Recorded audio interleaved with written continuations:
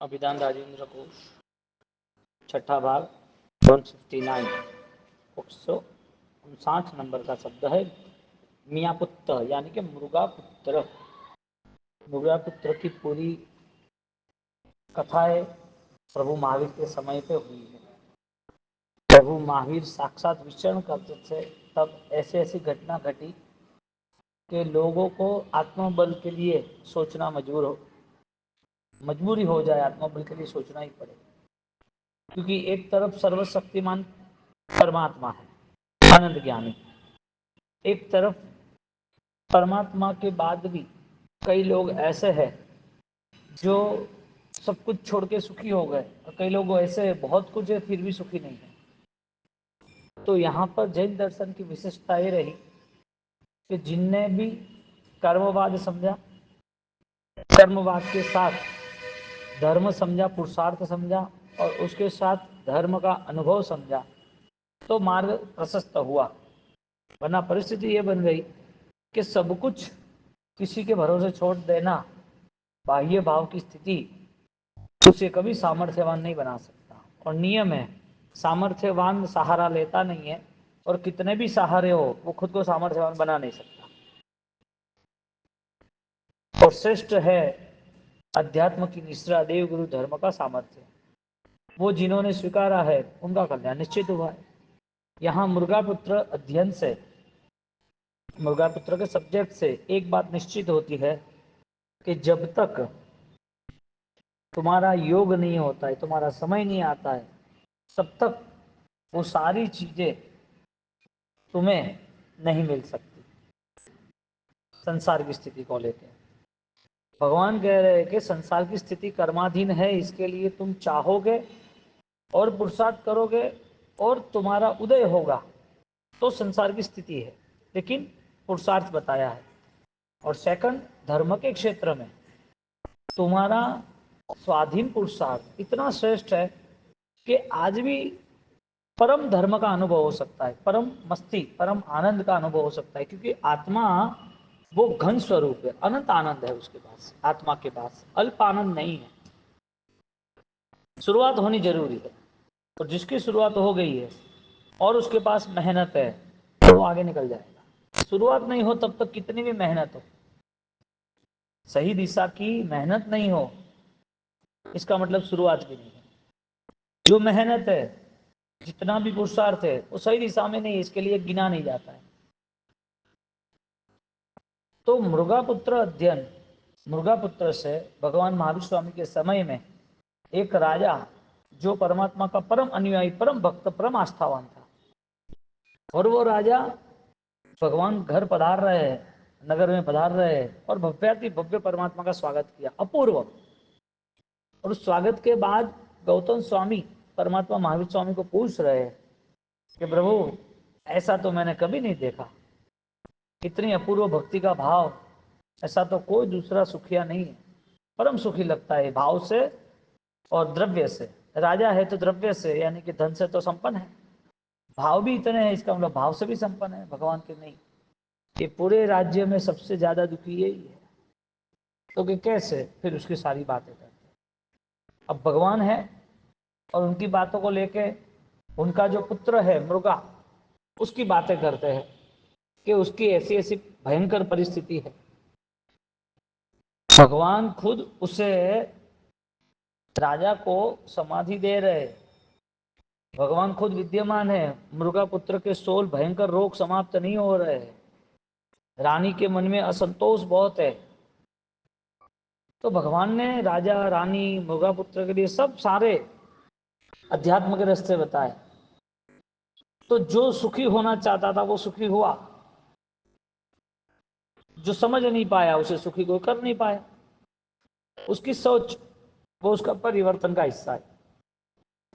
तो मृगा पुत्र 16 भयंकर रोग, राजा रानी सुखी है, भगवान का सामया कर रहे, लेकिन यहाँ पर फाइनल मैसेज ये है कि तुम सामर्थ्यवान बनो, तुम्हारे अंदर की जो निश्चय दृष्टि है उसे ताकतवर बनाओ। तुम्हें इस संसार को समझकर, कर्मवाद को समझकर अवसर धर्म का मिला है, धर्म की शुरुआत ऐसी करनी कि वो धर्म हमारा निरंतर हमें साथ दे। वो हमारी भाव दशा हमें निरंतर बंधनों से मुक्त करे। हमारा मनोबल इतना शांत और इतना स्पष्ट बन जाना चाहिए, स्वच्छ बन जाना चाहिए कि उसमें कोई भी प्रतिबिंब हो सकता है, कोई इश्यू नहीं है। क्योंकि मनोबल वो निर्मल जल की तरह है, और निर्मल जल, ट्रांसपेरेंट जल, शुद्ध जल उपयोग कर सकते हैं, मलिन जल उपयोग नहीं कर सकते। शुद्ध मन जो है उसका ही धर्म में उपयोग होता है, दूसरा जो मन है उसका तो कुछ सवाल ही नहीं है। तो मृगा पुत्र के अध्ययन से, यहाँ पर कथानक से हमें जल्दी से जल्दी बोधवान स्थिति में ले जाते हैं। अब एक नौकर है, दासी है राज्य में, और राज्य में कोई बहुत गरीब परिवार की, दासी परिवार की जो एक लड़की है, उसकी शादी राजा से होने वाली है। शादी हुई नहीं है लेकिन तय हो गया। तय हुआ तो वो रानी बनेगी कि नहीं बनेगी? बनेगी। इसका मतलब सुख है कि नहीं सामने है? तो ज्ञानी कहते हैं कि एक बार तो तय होना चाहिए ना। एक दासी की शादी राजा से होने वाली है तो एक बार तो तय होना चाहिए कि मेरा आत्मा ध्रुव है, मैं गायक हूं, मैं सारी स्थिति को देख सकता हूं, लेकिन सारी स्थिति मेरी नहीं है। सारी स्थिति कितनी भी श्रेष्ठ हो, लेकिन मेरी स्थिति उससे भी भिन्न और उससे भी श्रेष्ठ है। जो संसार की अवस्था है, जो हर बार परिवर्तनशील है, वो मैं नहीं हूं। मेरा ध्रुव, मेरी गायक स्थिति वो घन है, घन नगट है। आत्मा के भाव कुछ सामान्य नहीं है कि बिजली का प्रेशर बढ़ गया तो बिजली की पावर बढ़ी तो ब्लास्ट हो गया, बिजली कम हुई बंद हो गया। ऐसा कोई आत्मा का कोई लेवल नहीं है, परसेंटेज। आत्मा नित्य शुद्ध स्वरूप है। रानी बनने की योग्यता होगी उसकी, वो 2-4 महीने के बाद भी उसकी शादी होगी, इसका मतलब रानी बनने वाली है। दुखी के सुखी? सुखी। एक व्यक्ति वो इस चेन्नई में बहुत ही पढ़ाई की मेहनत कर रहा है, सामान्य छोटी जगह है, लेकिन उसे पता है कि परिवार को आगे लाना है, तो पढ़ लिख कर तैयार होता है और वो आईएएस की एग्जाम दे रहा है और पास भी हो गया। पास होने के बाद कि तुम पास हो गए हो और तुम्हें हम लेटर भेज रहे हैं। अब लोग उसे क्या जानते हैं, गली वाले के तो अपना साथ ही बड़ा हुआ था, अपना ही गली का लड़का है। अब जब कलेक्टर का लेटर आता है, ये कलेक्टर का लेटर देने कोई गवर्नमेंट की गाड़ी आती है ऑफिसर की, और उसे लेते कि भाई आपका ये लेटर है और आपको ये ज्वाइन करना है 6 महीने के बाद। 6 महीने के बाद उसे ऑफिसर की पोस्ट ज्वाइन करनी है, तो आज उसको सम्मान मिलेगा कि नहीं मिलेगा? मिलेगा। जिस व्यक्ति ने सम्यक दर्शन का अनुभव किया है उसको मोक्ष मिलेगा कि नहीं मिलेगा? मिलेगा। जिसने धर्म के साथ शुरुआत कर दी है शुद्ध भावों से, उसे संसार के अंदर मोक्ष का रास्ता जल्दी खत्म होता है, मोक्ष तरफ जल्दी आगे बढ़ जाता है। अब जो आत्मा शक्ति को प्रकट नहीं करे तो उसके लिए बहुत कठिनता है।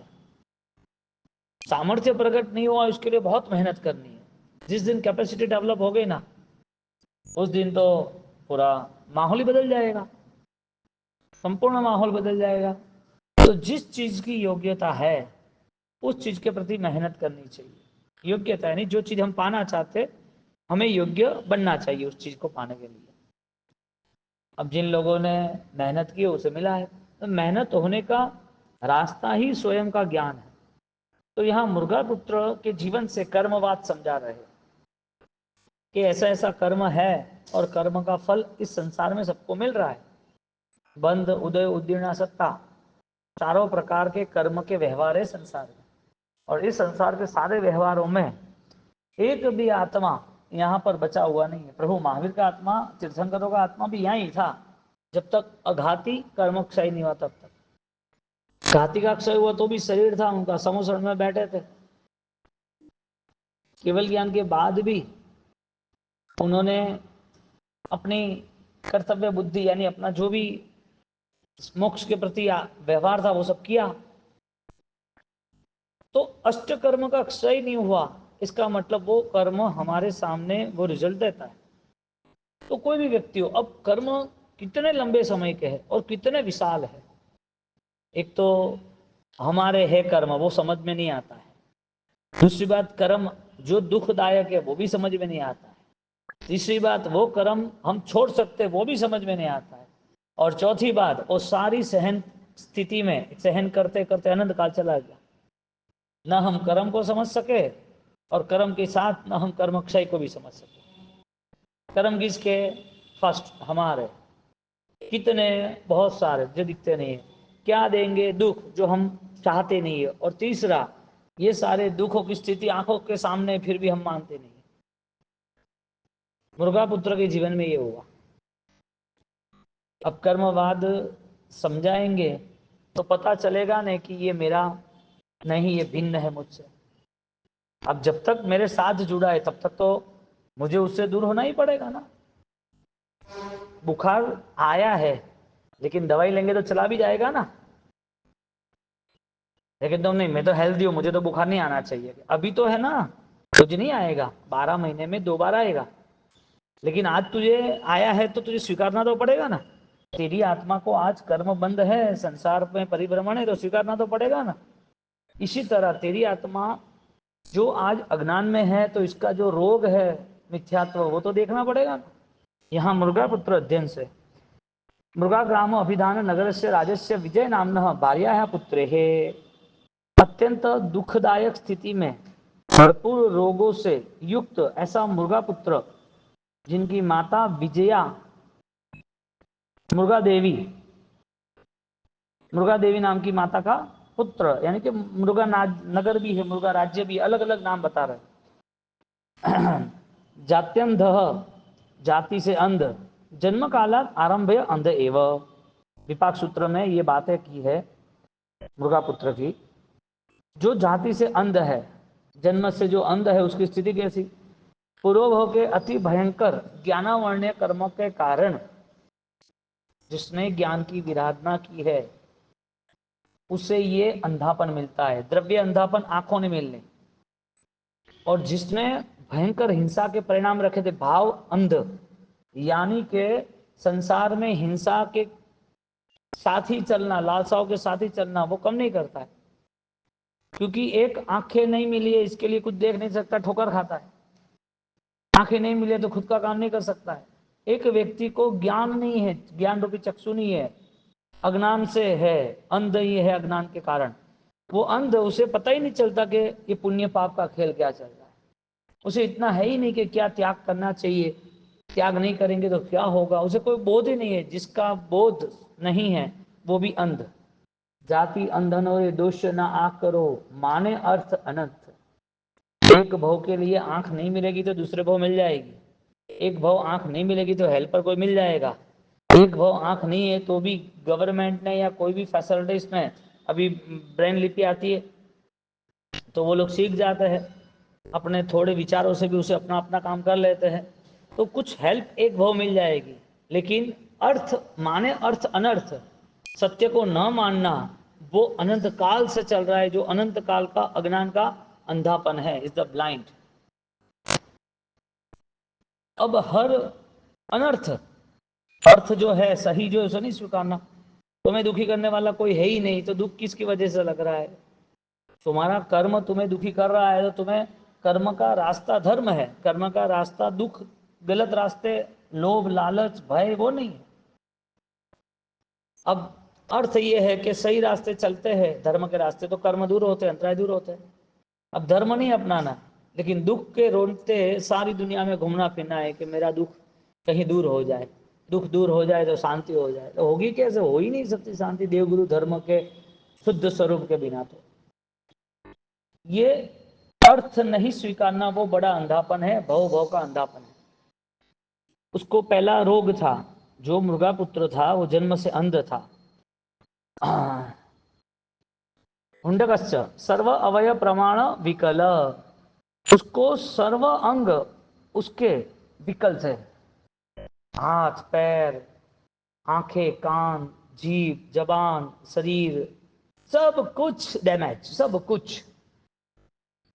वजह जिस जिस चीज का दुरुपयोग किया है वो सारी चीजें उसको या तो नहीं मिली, जिसका नाम एक इंद्रिय, बे इंद्रिय, ते इंद्रिय, चौंद्रिय अवस्था है। उस अवस्था एक इंद्रिय अवस्था यानी खाली जीभ मिला, हाथ पैर कुछ नहीं मिलना, जबान भी नहीं मिलनी, एक इंद्रिय अवस्था। और जीव को वो गया है वहां पर दिखता है एक इंद्रिय अवस्थाओं में। क्यों?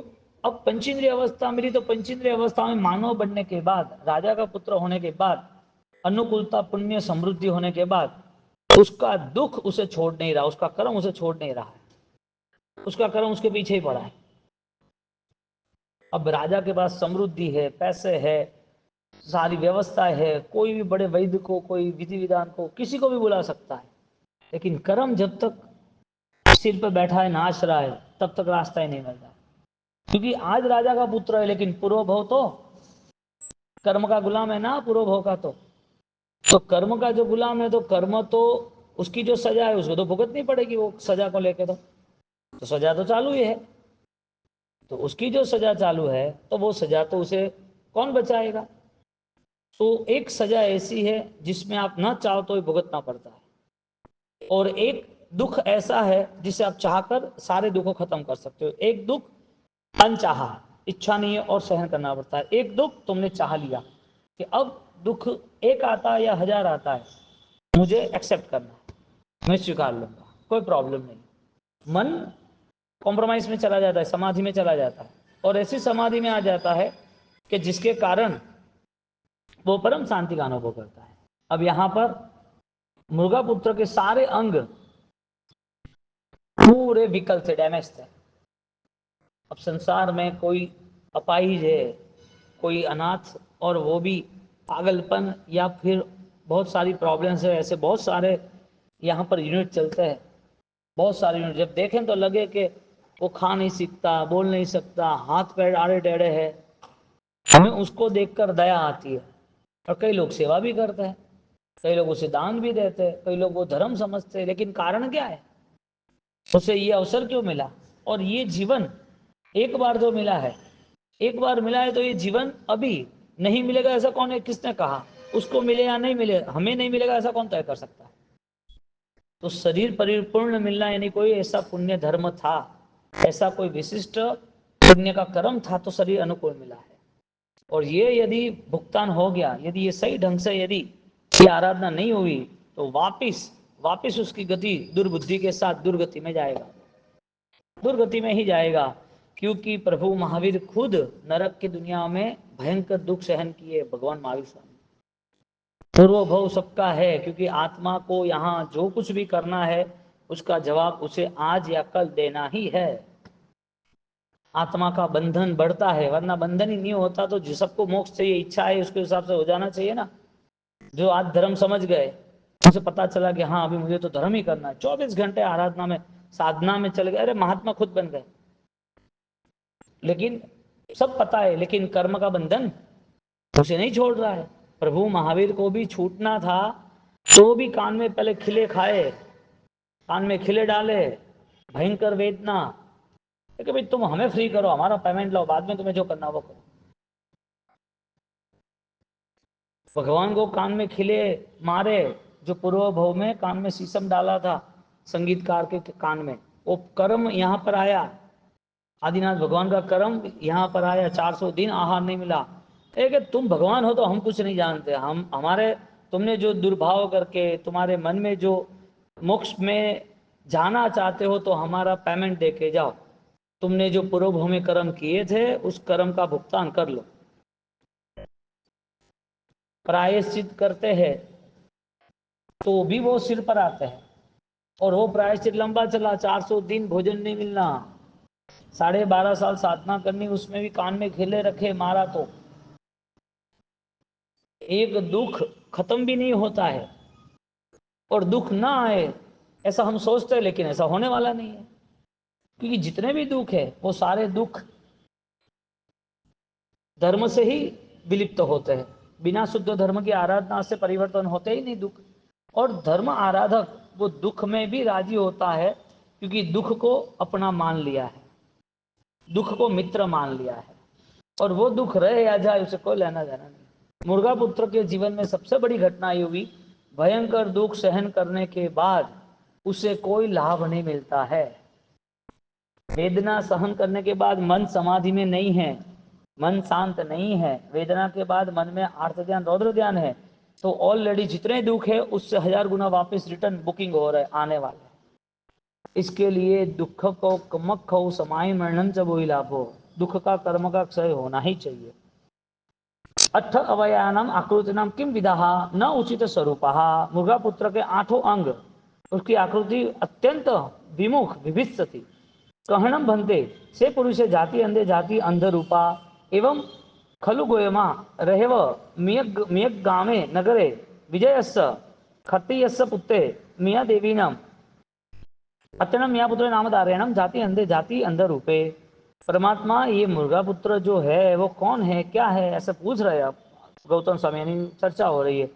तो कि ऐसे ये मुर्गा देवी रानी है ना, उनका ये अंध जन्म से अंध पुत्र है। कहते कि महा अज्ञान, तो के अंध क्यों हुआ, तो जवाब दे रहे दुच्चिनाणम दुप्पड़ी खाणम असुहाणम पावनम, अशुभ पाप के कारण असुहाणम पावनम कम्माणम पावगम फल वित्तिशयनम पंचाणु भवावाणे वरही। अशुभ पाप के कारण यानी कि असुहाणम पावाणम, अशुभ पापों के कारण, पाप कर्म के कारण पावगम फल वित्ति विशेषम, और वो पाप का फल उसके वहां मिला। कार्य परमात्मा और कारण परमात्मा, दो सिस्टम है। या तो आप सहन करके पूरा मैटर सॉर्ट आउट करो, या तो फिर सहन करते रहो, दो में से एक। या तो तुम्हारा 2 लाख 5 लाख का कर्जा है, या तो ब्याज भरते रहो, या तो ब्याज खत्म करो, पूरा पेमेंट क्लियर करो। क्या करोगे आप? कर्म का उदय ऐसा है कि दुख सहन करता ही रहता है। दो सिस्टम है, या तो दुख सहन करने का चालू रखो, या एक बार ऐसा सहन कर लो खेल खत्म। दुख आए तो भी दुख को लगे कि अभी भाग जाना पड़ेगा, यहाँ तो कोई रिस्पॉन्स मिल ही नहीं रहा है। दुख आने के बाद भी दुख को लगे कि ये दुख यहाँ मुझे नहीं रहना है।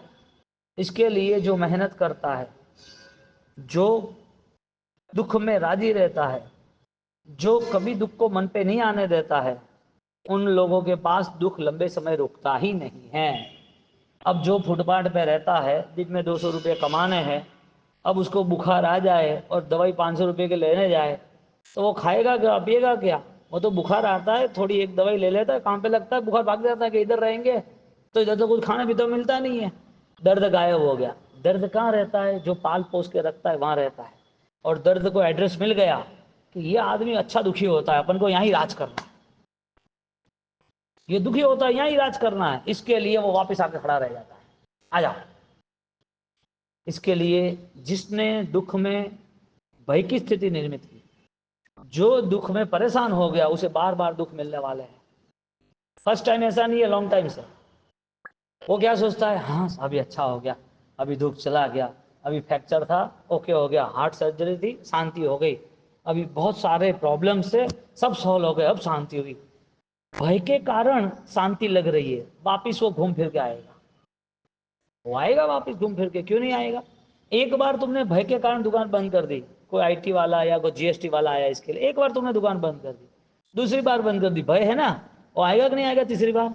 और बैठ गए तो क्या प्रॉब्लम है, क्या है कि जीएसटी बाकी ठीक है, क्या सेटलमेंट करना है, 1 करोड़ भरने हैं, 10 लाख लेके 20 लाख एक सेटलमेंट करो, ठीक है ओके डन। अब डरने की जरूरत है?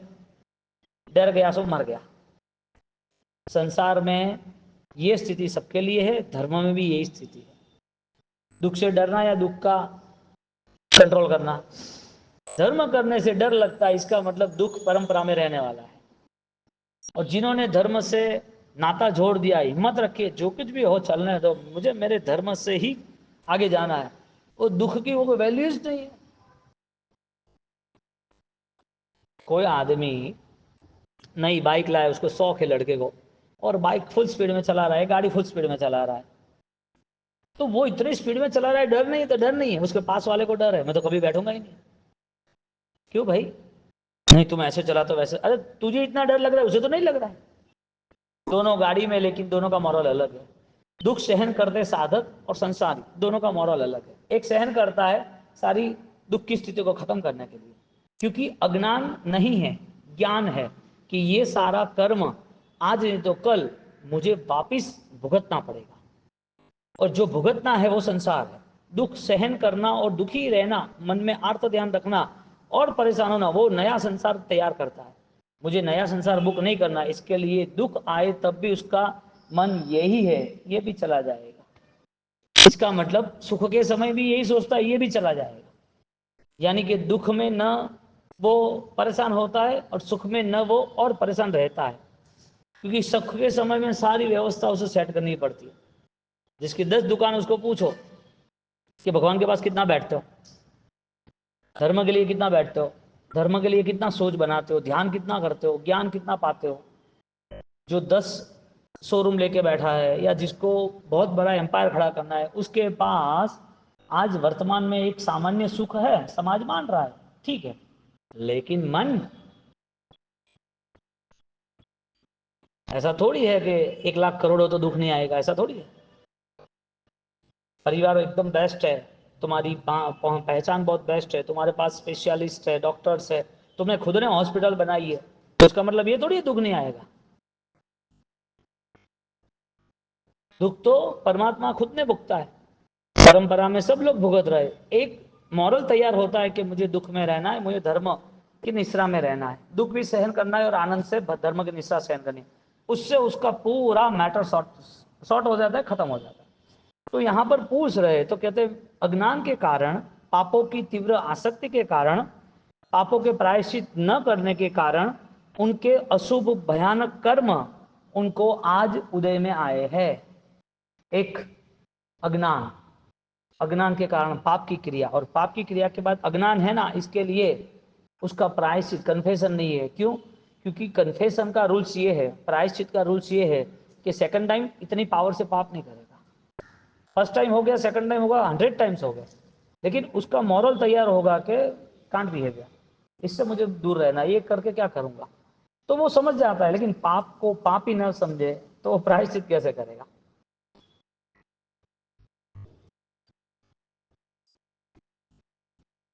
सोने से भरी हुई बैग है, 10 किलो 20 किलो सोना है, और लेके जा रहा है, और किसी ने बोला कि ये 20 किलो अंदर जो सब्जी है ना, वो वहां दे के आ जाना, तो हाँ ठीक है। अब वो थैली हो, बैग हो, चेन वाली कुछ भी हो, 20 किलो सोना है ना, वो क्या समझता है? फल फ्रूट यानी सब्जी समझ रहा है, और सब्जी समझ के लेके जा ही रहा है, और बीच में टकरा गया, और टकराने के बाद वो गिर गया गोल्ड बिस्किट, और जैसा गिरा तो अरे ये क्या है, तुम तो मुझे वो कह रहे थे, वो कह रहे थे, फटाफट कवर किया, और अभी पहले कैसे ले जा रहा था, और पता चला तो कैसे ले जा रहा है। ज्ञान होता है तब अपने आप सेंस एक्टिव हो जाती है, समझदारी आती है तब सारे व्यवहार अच्छी तरह निभाया जाता है। समझदारी नहीं होते तब तक वो अज्ञान की दशा में बेवकूफ बन के रहता है, उसे पता ही नहीं चलता है, परेशानी होता रहता है। यहां पर तीसरा आसातना, गर्भस्य खंडस्य भवेन तद हेतवः, उनका आकार खंड खंड छोटा गर्भ है, यानी कि जो शरीर का विकास होना चाहिए वो नहीं हुआ। उम्र 20 साल की और सिर्फ 2 फुट का हो तो, 1 फुट का हो तो कोई पॉसिबल ही नहीं है, गिनता ही नहीं है। शरीर से अभ्यंतर एवं रुधिरादि श्रांति, उसके जो दुख है ना शरीर में, वो बता रहे। शरीर के अंतर में, अंगों में निरंतर रुधिर निकलता रहता है, ब्लड लीकेज हो रहा है, बैठे बैठे आंख में से, कान में से, नाक में से, मुंह में से, कहीं भी ऐसे खुजला दिया तो हाथ में से, पैर में से, कुछ उसे ब्लड लीकेज हो रहा है, और वहां पर ट्रीटमेंट भी चल रही है। मर नहीं रहा है, सबसे बड़ी बात यह है, क्योंकि मर जाए तो ऐसा समझे परिवार वाले कि चलो दुख खत्म हुआ, उसे मुक्ति मिल गई, लेकिन मुक्ति तुम्हें लग रही है, कर्म तो ऑल नई अवस्था में ले जाएंगे, कर्मों ने तो और नया सेटअप जमाया हुआ है कि आजा दूसरे प्रोग्राम करते, वापस तीसरे प्रोग्राम करते हैं।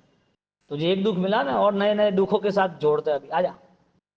बेचारी दुख सहन कर कर के, मन शांत रख के, नए दुखों को साथ वापस जोड़ता जाता है।